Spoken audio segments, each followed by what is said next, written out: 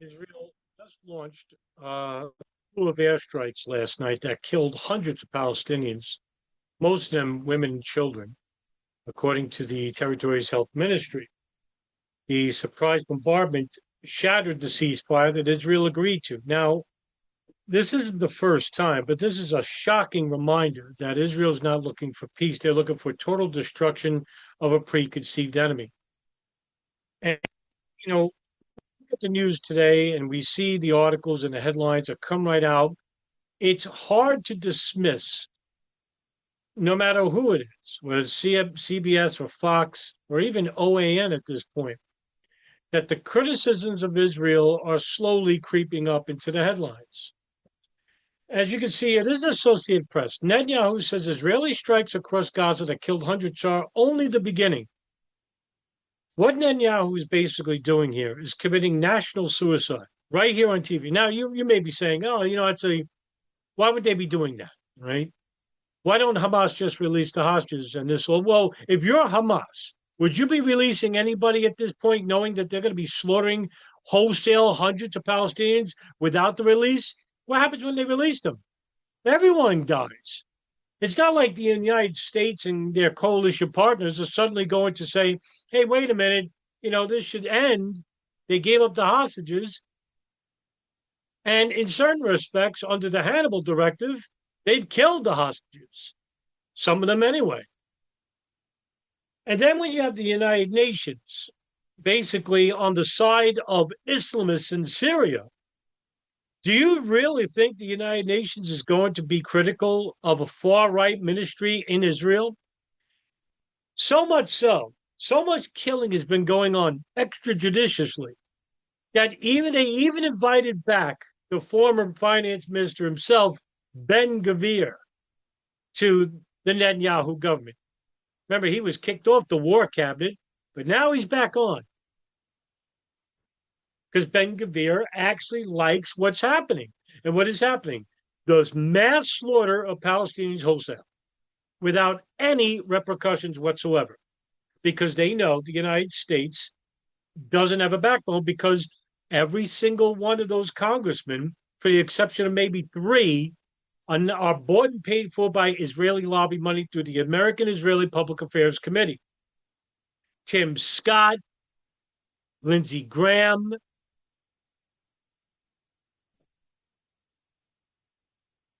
Lauren Boebert,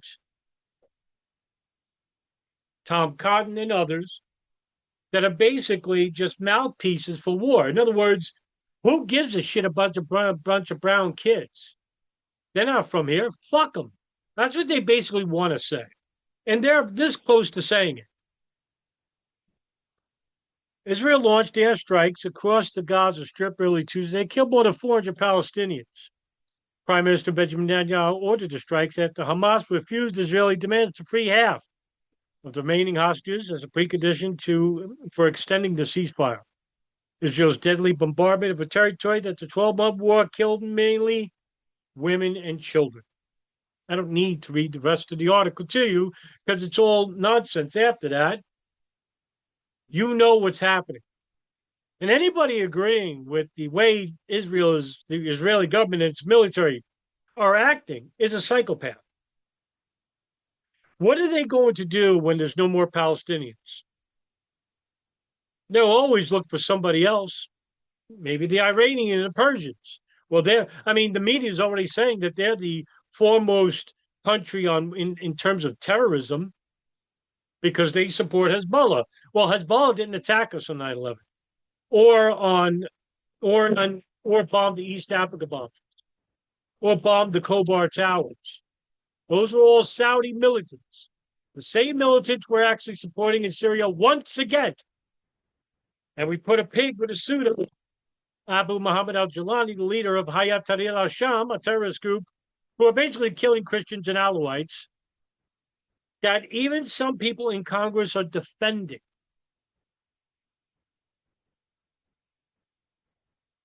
Even people that are supposedly former spies for Al Qaeda, and I'm not going to name names, they know who the fuck I'm talking about, are defending these people. Yeah, defending. monsters like these people. There's dozens of videos coming out. I told you what was going to happen. I mean, any layman can tell you what's going to happen. All you need to do is just be a little bit honest about what you're reporting on. And even though Israel is committing national suicide, one may say, well, why? What's the purpose? Because people like Bezalel Smotrich and Ben Gvir and the Ultimate Yehudit Party and the Religious Zionist Party, they all, and Yosef Strouk, all these people believe in a heaven filled with Gentile slaves when the third temple is rebuilt on top of the Dome of the Rock. Because that's what's next. Once the Palestinians are gone, you can say goodbye to the Dome of the Rock. Then you can say goodbye to anybody else that's going to try and stop them, like Syria, Lebanon, Iran, because that's why for the past 3 years, Benjamin Netanyahu and his cabinet went to countries like Qatar and Bahrain, United Arab Emirates, and Saudi Arabia to work out a deal where they remain neutral on the subject of the Palestinians, and they remain silent when it comes to Iran and the proxy armies of Hezbollah and the Qassam brigades in Lebanon, in Syria, and Iran. Well, the United States basically acts as the bully because we lack a backbone and a moral compass. Even the staunchest of defenders of Israel have to dismiss the mass slaughter claims and then lie about every single one of them, even the children. And now it's come right out and basically some of them are even more daring in saying, who cares? They would have grown up to be terrorists anyway. That's where we're at now.